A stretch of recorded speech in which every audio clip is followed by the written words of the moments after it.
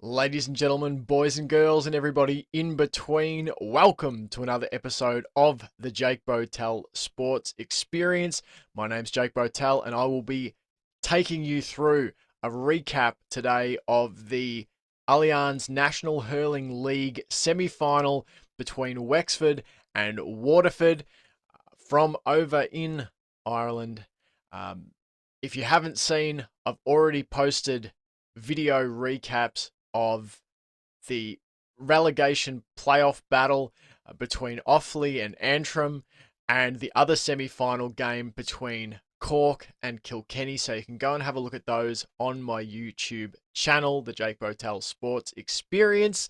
But let's get into today's action, looking at the game between Wexford and Waterford. How did these two teams get here? I'll fill you in. So, Wexford, they've gone through the league campaign undefeated. 5 games, 5 wins. They won by a goal against Limerick, reigning All-Ireland champions Limerick, 1-11 to 0-11. They defeated Clare 2-20 to 120. Another goal, a victory by a goal.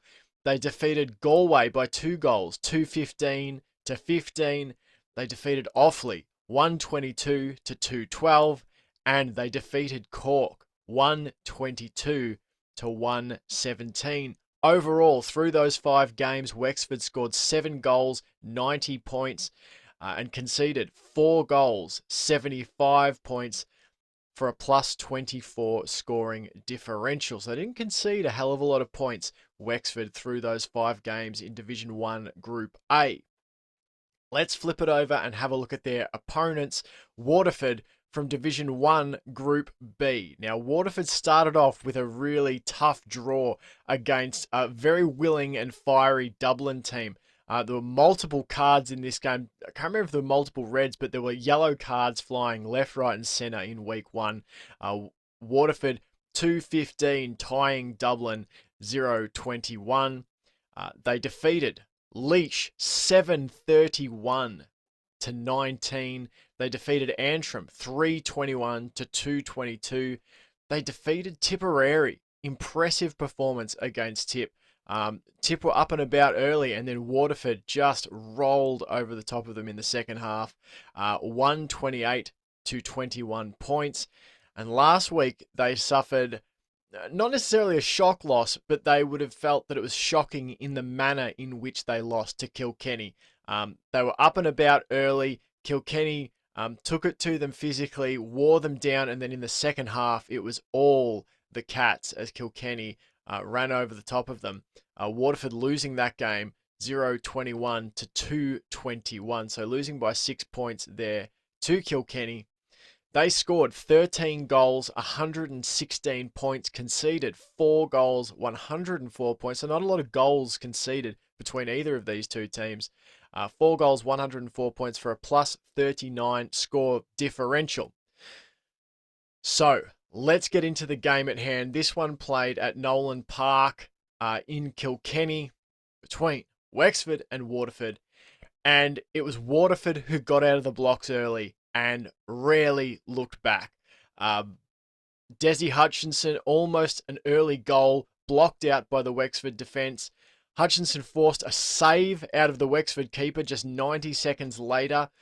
It was clear that Waterford were coming out chasing early goals, early scores. That was a criticism last week against Kilkenny, that they didn't have enough of a goal threat or weren't able to put enough goals into the net to really push their advantage against Kilkenny. Well, they pushed the advantage in this game. Waterford totally on top early. They were breaking long balls their way, intercepting the short game from Wexford. Austin Gleeson seized on an intercepted ball to strike it into the back of the net to give Waterford a 1-2 to 1 point lead inside of 5 minutes, and Waterford were running rampant. Wexford keeper Mark Fanning was called on to make another save to keep out Desi Hutchinson, who almost put Waterford up by 6 points. That drove a brief Wexford revival as the men in purple and yellow rattled off the next 3 points to tie the scores up. But the Waterford goal threat was immense. a long ball deep into the left corner to Hutchinson was ferried inside to Austin Gleeson, who ran in and slapped his shot into the net past Fanning on a tight angle.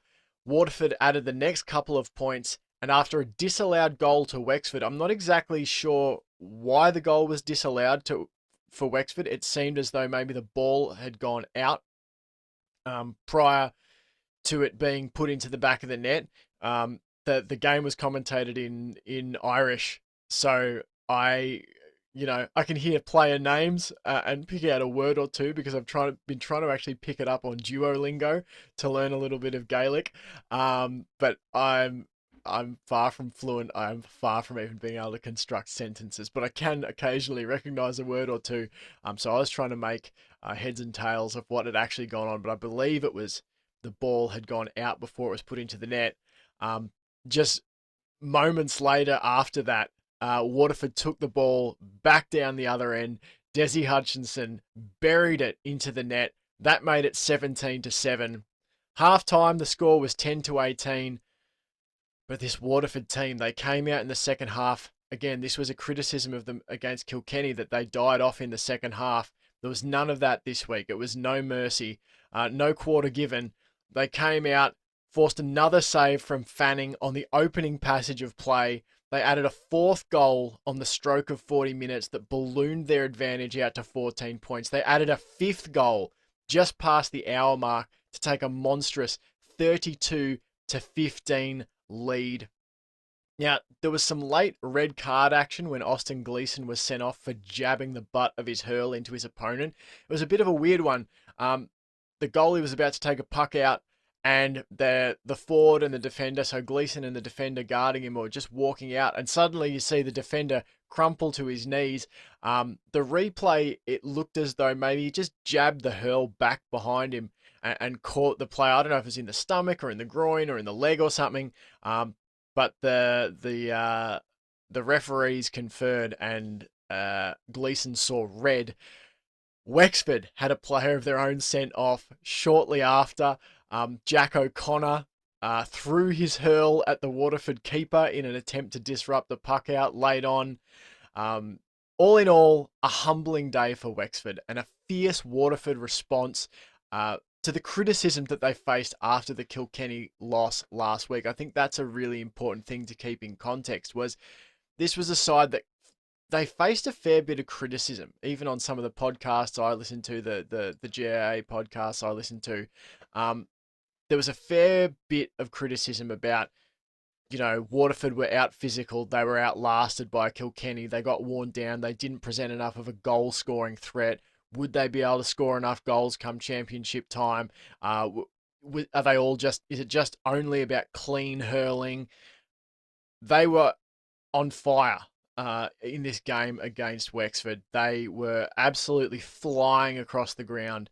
Now, Wexford, they ultimately go down 16 points to 35. So it was 0-16 to 5 goals 20. Wexford weren't unwilling.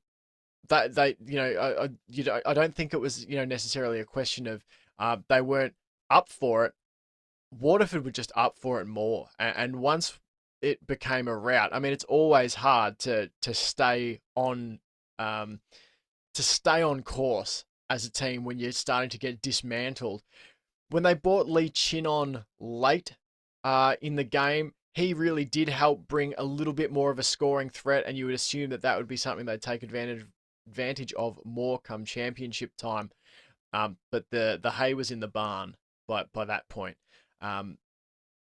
Waterford, their stick work and interplay, just breathtaking. Like the precision of their passes, obviously linking up by hand through the middle, but even using the hurley to strike it long into the corners for Desi Hutchinson to race onto and create opportunities. They were just outstanding. It was straight to the man, just long stick passes and just plucked out of the air. The player barely had to move, or if they did have to move, it was because the ball was placed perfectly to space for them. The handling around the ground was just clean and efficient. You rarely saw a fumble out of any Waterford player. And the other thing that they responded to after the Kilkenny loss was the focus on scoring goals. They scored 5 goals. Any opportunity to drive the attack toward the net was taken. Multiple saves from Mark Fanning were required for Wexford. They could easily, Waterford, have had 8 or 9 goals. Mark Fanning made four, at least three, four, maybe five really good saves to deny Waterford, and that's on the ones where they were able to force a shot. There were plenty of times where they carried the ball into the box and then had it turned over or whatever. They just had so much scoring opportunity, so many goal scoring opportunities. This could have been an even bigger margin. So I think this seems like a team with, to use an oft-quoted Americanism, a chip on their shoulder. I feel like that's something that we throw around, in the NFL a lot. He's got a chip on his shoulder. This team feels like that. Waterford, obviously so close to winning an All-Ireland back in 2020, I think it was, against Limerick. They lost that day. This is a team that's right in that window where, did I say premiership? I don't know, where they almost won an All-Ireland championship. They're right in this window. Liam Cahill has them really, really just flying it. They are playing with confidence. They're playing in a system that they are familiar with.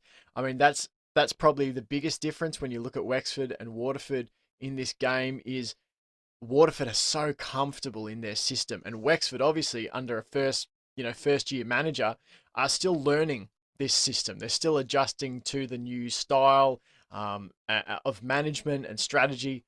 Waterford are set. They are locked and loaded. Like, they'll be disappointed. They should be disappointed if they don't make a deep run come the All Ireland Championship. There was a distinct lack of goal threat, I thought, for Wexford. Outside of that one chance that they had that was disallowed, they seemed really unable to pierce or break down Waterford's defensive structure around goal. Now, as I've said on previous episodes, I'm not some, arch hurling strategist. I'm not going to be able to tell you how or why they couldn't break it down, but it certainly seemed that they were unable to. There was not a lot of those opportunities Waterford had where they were able to run and carry, and really attack the box and attack the net. There really wasn't that for Wexford. They didn't seem to be able to get it in close to the goal. It's also worth noting that they spurned, like 2 handfuls, worth of chances. But, I think they missed at least 18 shots wide. So that's pretty massive in a game where you lose by 19 points. When you put, upwards of 18 shots wide of the target, that's a lot of points left on the ground. So I think they'll be feeling frustrated, Wexford. It's a new challenge now for Dara Egan, their new manager, who has just a few weeks left before championship to reset this team's confidence. They would have been feeling pretty up and about, going 5-0, beating good teams, beating Limerick, beating Galway, beating Cork. All really positive signs and feeling like they're really on a course. And then the result against Waterford, it was a true dismantling. I mean, they were just never really in the contest, maybe a little early. It just seemed like this was a real flex of Waterford muscles. And so this is a new challenge now for Dara Egan and his, managerial staff, his backroom team, to work out how to get this team's mindset reset for a few weeks' time when the real thing begins, when championship hurling arrives. Because I think they had been full of confidence. They looked like a team full of confidence. I watched most of their games. I think I saw the game against Limerick. I saw the game against Clare. I saw the game against Galway. I didn't get to watch. I don't think it was televised for me. The games against Offaly and Cork. So I saw 3 of their 5 games and they looked confident. But they just came up against a Waterford team who are on a mission. I think they were really hurt by the way in which they lost to Kilkenny last week. I think they, are desperate to right the wrongs before championship. They want to go in with no questions hanging over their heads. They want to go in with clarity of purpose. And this is an opportunity now for them in this final against Cork to win their first league title since 2015. And they'll take plenty of confidence out of that if they do into the championship, because they've firmly wedged themselves into contention for that senior hurling All Ireland championship. There's no doubt about it. Obviously, they made the big stage just a few years ago, and they're right in that frame. They're just chock full of dangerous players on every line, but you can't look past, you know, your players like your Austin Gleeson, your Desi Hutchinson. You know, 2 goals, 3 to Gleeson, 1 goal, 3 to Hutchinson. Curran hit 7 points. I think he was on the freeze. It was Bennett and Prendergast got a goal each. And on the other side, Wexford, it was O'Connor with 5. He was on the freeze. And Foley with just the 2. And as I said, it was O'Connor and Gleeson who got the red cards. But Waterford will go into championship now. Well, first of all, I guess they'll get this final out of the way, the league final, which is coming up this weekend against Cork. These are 2 teams. We should be up for a really good league final, assuming that both sides are in it to win it, sort of thing. I feel like they will. Obviously, there's bigger fish to fry, but I think both of these sides would get a lot out of grabbing some silverware now, to go into championship feeling like we are on top of our game. We have no question marks hanging over us. We're hitting the ground running. If other teams, if your Tipperaries have questions, if your Kilkennys have questions, if your Limericks have questions, we don't have questions. We're going to go in knowing that our system can work and get the job done. We feel comfortable in it. And we're going to go and make a deep run for that All-Ireland Championship. So I'll be back in a day or two with a preview for you of that league final this weekend between Waterford and Cork, which I think will just be an absolute rip snorter of a game. So look out for that. That'll be on here as a video show as well. If you like what I've done here, I'd love for you to subscribe to the channel. Just go up and subscribe to the YouTube channel. Go and listen to the podcast wherever you get your podcasts, Spotify, Apple, wherever. And if you really, really love what I'm doing here on the channel, consider joining up to the JBSE Patreon. The link is in the description of this video. Just $5 a month. You get access to early and bonus content as we go. So would appreciate if you did any of that. Until next time, guys, thanks for watching.